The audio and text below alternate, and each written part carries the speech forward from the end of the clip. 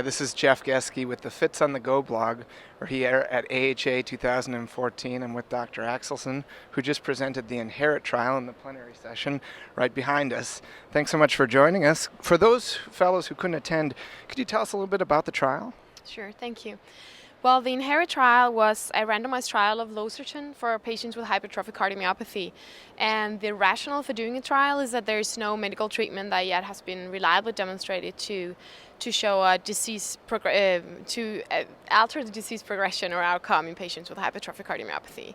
But both animal studies and pilot studies in humans have shown beneficial effects of angiotensin receptor blockers in patients with hypertrophic cardiomyopathy.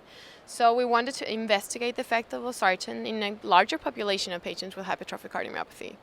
The design was a single-center, randomized, placebo-controlled, double-blinded trial where we randomized patients to 100 milligram losartan or matching placebo for 12 months.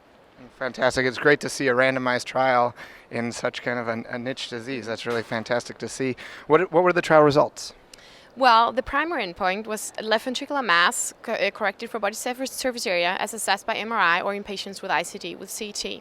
And what we saw was that there was a small decrease in both groups, actually, of 3 and 4 gram per square meter respectively, but there was no difference between the groups.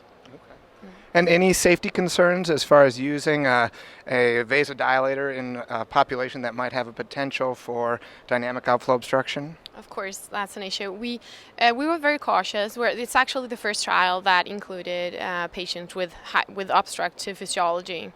What we did was that we observed patients for 6 hours when starting them on losartan. But we didn't see any worsening of gradients. We didn't see neither during rest or provocation.